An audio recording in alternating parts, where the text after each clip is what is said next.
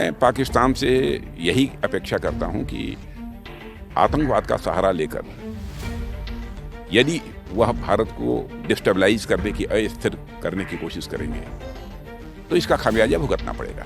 आतंकवाद पर काबू पाए पाकिस्तान, यदि पाकिस्तान को लगता है कि वह आतंकवाद पर काबू पाने में असमर्थ हैं, नहीं कर सकते हैं, तो पड़ोसी देश भारत है, उसका भी सहयोग प्राप्त करना चाहते हो तो भारत का सहयोग प्राप्त करें। आतंकवाद को रोकने के लिए भारत सहयोग करने को तैयार है। जी हां, भारत के रक्षा मंत्री राजनाथ सिंह ने पाकिस्तान को खुला ऑफर दिया है और कहा है कि अगर पाकिस्तान चाहे तो आतंकवाद को खत्म करने में भारत उसकी मदद कर सकता है।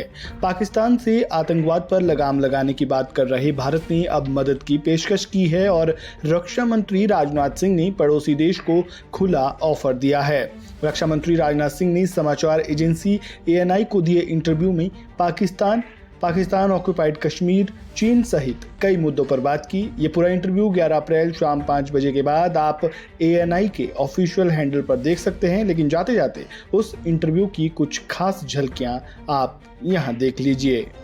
क्या हम कभी भी चीन पर विश्वास कर सकते हैं? जिंदगी में दोस्त तो बदल सकते हैं लेकिन पड़ोसी कभी नहीं बदलते। क्या हमारी जमीन का कोई हिस्सा गया है चीन को? ऐसा मैं नहीं मानता। हाँ, लेकिन इतना मैं विश्वास देशवासियों को दिलाना चाहता हूं कि मोदी जी की नेतृत्व की गवर्नमेंट के रहते हुए 1 इंच जमीन पर भी कोई कब्जा नहीं कर सकता और 1 इंच भी जमीन अपनी जाने नहीं देंगे।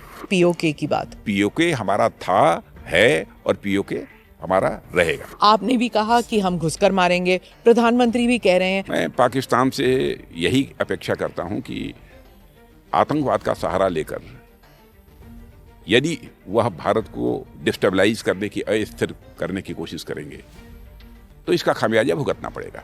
आतंकवाद पर काबू पाए पाकिस्तान, यदि पाकिस्तान को लगता है कि वह आतंकवाद पर काबू पाने में असमर्थ हैं, नहीं कर सकते हैं, तो पड़ोसी देश भारत है, उसका भी सहयोग प्राप्त करना चाहते हो तो भारत का सहयोग प्राप्त करें।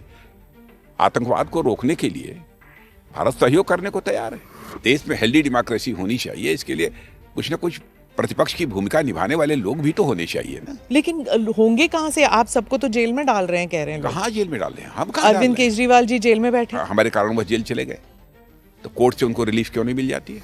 कांग्रेस के जो दिग्गज नेता है वो कहते हैं जब तक परिवार है तब तक कांग्रेस है, बिना परिवार के कांग्रेस नहीं हो सकती। तो परिवार ही तो कांग्रेस चला रहा है, इसलिए कांग्रेस की हालत ये हो रही है। आपकी पार्टी को कितने और इलेक्शन में मोदी जी के नाम पर ही मोदी जी जा रहे हैं, कहाँ चिंता कर रहे हैं? रहेंगे। ये तो तीसरा टर्म है, चौथे टर्म में भी रहेंगे। तो मोदी 1, मोदी 2, मोदी 3, मोदी 4, मोदी 5, कोई हर्ज नहीं। जब तक सामर्थ्य है तब तक रहेंगे। कुछ लोग अभी भी जानते नहीं हैं कि क्या हुआ था, और वो है इमरजेंसी का किस्सा। जिन लोगों ने तानाशाही इम्पोज की इमरजेंसी के माध्यम से, वो लोग हम लोगों पर तानाशाह होने का आरोप लगाते हैं। आपको जेल में क्यों डाला गया था उस वक्त? इमरजेंसी को लेकर लोगों के अंदर जागरूकता पैदा करते थे कि किस प्रकार से ये इमरजेंसी घातक है।